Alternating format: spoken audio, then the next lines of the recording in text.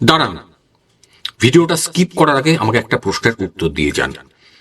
আপনি হয়তো কাউকে ভালোবাসেন, তার জন্য সব কিছু করতে পারেন, আর সেই মানুষটা আপনাকে পাত্তা দেয় না, ইগনোর করে, আপনার ফোন ধরে না, মেসেজের রিপ্লাই করে না। এটা কি হচ্ছে?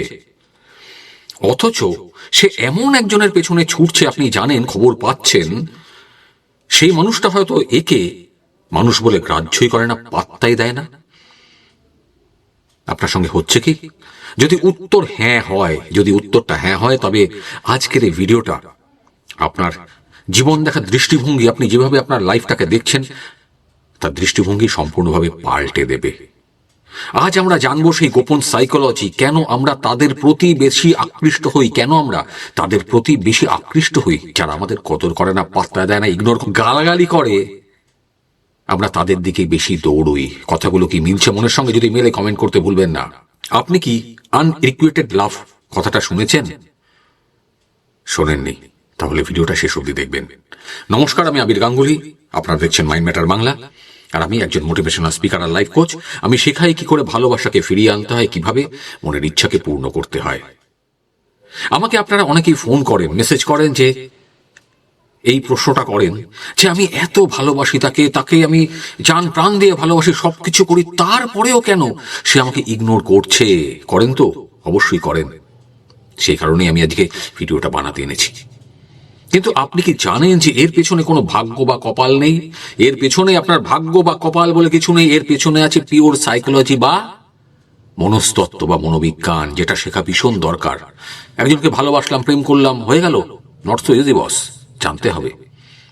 2015 সালে ডক্টর হেলেন ফিশার, একজন বড় মানুষ ছিলেন, একটা স্টাডি রিপোর্ট পেশ করেন। স্টাডি রিপোর্ট মানে গবেষণা করে একটা তার পত্র পেশ করেন, যেখানে নিউরোসায়েন্সের ভাষায় একে বলা হয় আনরিকুয়েটেড লাভ। আনরিকুয়েটেড লাভ, ইংরেজি শব্দ বুঝিয়ে বলছি, বুঝতে পারবেন, লাইফে কাজে লাগবে।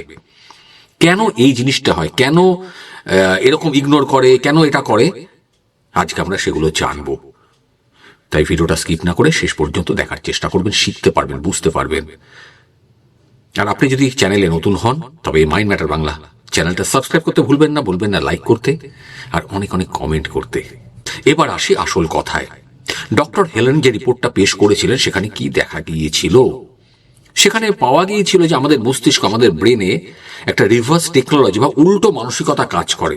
উল্টো মানসিকতা কিরকম? যেমন যারা আমাদের অবহেলা করে, ইগনোর করে, গালাগালি দেয়, বাজে কথা বলে, আমরা তাদের প্রতি বেশি আকৃষ্ট হই, তাদের প্রতি আমাদের আকর্ষণ না অনেক কয়েকশো গুণ বেশি বেড়ে যায়। এবার কেন এটা হয়? এটাকে বলা হয় negative bias. Negative bias, right? আমাদের হিউম্যান ব্রেন বা মানুষের ব্রেন, আমাদের ব্রেন, মস্তিষ্ক, ব্রেন তো আছে, ঘিলু যেটাকে আমরা বলি, সেই জিনিসটা পজিটিভ কোনো জিনিসের থেকে না, নেগেটিভ কোনো ঘটনা বা নেগেটিভ কিছু ঘটছে তার প্রতি বেশি অ্যাট্রাক্ট হয়, তার উপরে বেশি রিয়্যাক্ট করে। ধরুন আপনি যা চাইছেন সেটা সহজে পেয়ে যাচ্ছেন, তখন ব্রেন সেটার কিন্তু মূল্য বা ভ্যালু দেবে না, সেটার দিকে তাকাবে না। কিন্তু যখন আপনি কাউকে বা কিছু চেয়ে পাচ্ছেন না, তখন আপনার মস্তিষ্ক, তখন আপনার ব্রেন বা আমাদের ব্রেন সেটা নিয়ে সারাক্ষণ ভাবতে থাকে, চিন্তা করতে থাকে, কেন হবে না? আমাদের হয় না, কেন কেন পারলাম না, কেন? এখান থেকে তৈরি হয়। আপনার কপাল ভাগ্য নয়, কাজ করছে কে? আমাদের ব্রেন। আপনি যখন আপনার পার্টনারের কাছে সবসময় অ্যাভেলেবল থাকেন, ডাকছেই হাজির, ইয়েস স্যার হাজির, ইয়েস ম্যাডাম হাজির, তখন আপনি তার কাছে ইজিলি অ্যাভেলেবল হয়ে যান, বাংলা ভাষায় সহজলভ্য হয়ে যান। আর মানুষ সহজে পাওয়া জিনিসগুলো কদর করতে জানে না, করতে পারে না, করতে চায় না। আর ঠিক এই কারণেই হয়তো আপনার পার্টনার আপনাকে ছেড়ে এমন একজন বা এমন আরেকজনের পেছনে দৌড়চ্ছেন, যে খবরটা আপনি পেয়েছেন কারো থেকে, সে মানুষটা কিন্তু তাকে পাত্তা দিচ্ছে না, কিন্তু সে দৌড়চ্ছে, আপনি সেটা বুঝতে পারছেন না। আর আরেকটা বড় কারণ হলো সাসপেন্স অ্যান্ড কিউরিওসিটি। সাসপেন্স মানে কি? সাসপেন্স, রহস্য, আর কিউরিওসিটি, জানার ইচ্ছা। একটা সিনেমা, আমরা তো সিনেমা দেখি, যখন আমরা একটা সিনেমা দেখি তখন আমরা কি দেখি? এটা ক্লাইম্যাক্স কি হচ্ছে না হচ্ছে না জানা পর্যন্ত কিন্তু আমরা উঠতে পারি না, আমাদের উত্তেজনা থাকে, এক্সাইটেড। সম্পর্কের ক্ষেত্রেও তাই হয়।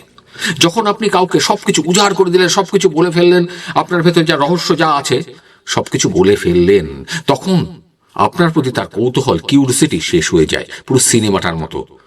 আপনি সিনেমা দেখার আগে যদি গল্পটা জেনে যান তাহলে কি সিনেমাটা দেখতে ইচ্ছা করবে? বোঝা যাচ্ছে তো? না বুঝলে কমেন্ট করবেন, আমি লিখে বুঝিয়ে দেবো। আর এখানে একটা জিনিস কাজ করে যাকে বলা হয় জার্গানিক এফেক্ট। জার্গানিক এফেক্ট ইংরেজি শব্দ বোঝাচ্ছে, আবার বললাম। এটা কি করে রে বাবা, মাথার উপর দিয়ে চলে যাচ্ছে। হচ্ছে কি হচ্ছে জানি। এটা আসলে হচ্ছে যে যতক্ষণ পর্যন্ত আমাদের কাছে কোনো কিছু, কোনো কাজ অসম্পূর্ণ বা ইনকমপ্লিট থাকে, আমাদের ব্রেন পুরোটা পায়নি, তখন আমাদের মস্তিষ্ক সেটা মনে রাখে। মাথায় রাখবেন, এটা হলো না, ও না বললো, মেসেজে রিপ্লাই করছে না, রাত ভোর আমরা ভাবতে থাকি। ব্যাপারটা হচ্ছে কি যে এই পুরো জিনিসটা আমরা জানি না, জানতে পারছি না। আর আপনি যখন সারাক্ষণ তাকে আই লাভ ইউ বলছেন, তোমাকে ছাড়া ভাবতে পারছি না, তোমাকে ছাড়া বাঁচতে পারছি না, মেসেজ করছি, হ্যালো করছি, কান্নাকাটি করছেন, তখন সে আপনার মনে সবটা জেনে যায়, বুঝে যায় আপনি লোকটা, আপনি মহিলাটা, আপনি মেয়েটা, ছেলেটা বেকার। আপনার মধ্যে কোনো রহস্য আর লুকিয়ে থাকে না। সে আপনাকে চেস করার প্রয়োজনীয়তা বোধ করেন, আপনাকে চেস করতে চায় না, কারণ সে তো আপনার গল্প জেনে গেছে। এটা বেশিরভাগ ছেলেমেয়ের ক্ষেত্রে হয়। সব বলে ফেলো তোমরা। এখন আসে সবচেয়ে গুরুত্বপূর্ণ পয়েন্ট, যেটাকে বলা হয় rejection attraction paradox. Rejection attraction paradox জিনিসটা কি? যখন কেউ আমাদেরকে রিজেক্ট করে, না করে দিল, তখন আমাদের আত্মবিশ্বাস, কনফিডেন্স, সেলফ কনফিডেন্স কমে যায়। আমরা ভয় পাই, আমরা ভাবি আমাদের মধ্যে এমন কি খামতি আছে, আমার মধ্যে এমন কি নেই যে সে আমাকে ভালোবাসছে না, আমাকে ইগনোর করছে, আমাকে দেখতে ভালো, পড়াশোনায় ভালো, তারপরেও কেন আমাকে ইগনোর করছে? এই যে সেলফ ডাউট থেকে বাঁচার জন্য আমরা মরিয়া হয়ে যাই, পাগল হয়ে যাই। সেই মানুষটার ভালোবাসা পেতে চাই, সারাক্ষণ চাই সে যেন আমাকে ভালোবাসে। আমরা ভাবি সে যদি একবার আমাকে ভালোবাসে, একবার যদি আমার একটু মনের কথা জিজ্ঞেস করে, তবেই আমার কনফিডেন্স ফিরে আসবে। 100% ভুল করছো বা ভুল করছেন আপনারা। কিন্তু মনে রাখবেন, আপনি যত তার পেছনে দৌড়বেন, যত তাকে চেস করবেন, যত তার কথা ভাববেন, যত তাকে পাত্তা দেবেন, আপনার ভ্যালু তত কমতে থাকবে তার কাছে। তাহলে সমাধানটা কি করবো রে বাবা? প্রশ্ন আসছে। এর সমাধানটা কি জানেন? এর সমাধান হলো নিজের উপরে কাজ করুন। মানেটা কি? তাকে ফোন বা মেসেজ করছেন, সকাল বিকাল গুড মর্নিং গুড ইভিনিং করছেন, বন্ধ করে দিন। নিজের উপরে টাইম দিন, নিজেকে সময় দিন। মেডিটেশন করতে পারেন, কাজ করতে পারেন, খেলতে পারেন, ঘুরতে পারেন, খেতে পারেন, যেটা ভালো লাগে সেটা করুন। আপনার মধ্যে কি কি কোয়ালিটি আছে সেগুলো খুঁজে বার করুন। প্রত্যেকটা মানুষের মধ্যে কিছু না কিছু গুণ থাকে, খুঁজে বার করুন। আর আপনি যখন নিজেকে ভালোবাসতে শুরু করবেন, ভালোবাসতে বুঝবেন, তখন তাকে ছাড়া ভালোবাসতে শিখবেন। বোঝা যাচ্ছে? তখনই দেখবেন সেই মানুষটা আবার আপনার প্রতি কৌতূহল হয়ে উঠছে। আপনি তো চেঞ্জ আসছে আপনার মধ্যে। সে দেখছে, আরে তুই চেঞ্জ হয়ে যাচ্ছে।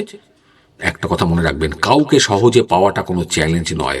কাউকে সহজে ইজিলি পাওয়াটা কোনো চ্যালেঞ্জ নয়। মানুষ কষ্ট করে পাওয়া জিনিসের কদর বেশি দেয়। কষ্ট করে যে জিনিসটা আমরা বেশি পাই, তার থেকে বেশি আনন্দ আমাদের মনে আসে। তাহলে আপনি কি করবেন? নিজেকে তার কাছে একটু চ্যালেঞ্জিং করে তুলুন। চ্যালেঞ্জিং। সহজে গুরু আমি তোমার সামনে ধরা দেব না। সারাক্ষণ তাকে না বুঝিয়ে বরং নিজের কেরিয়ার বা নিজের কাজের উপর নিজেকে কনসেন্ট্রেট করুন।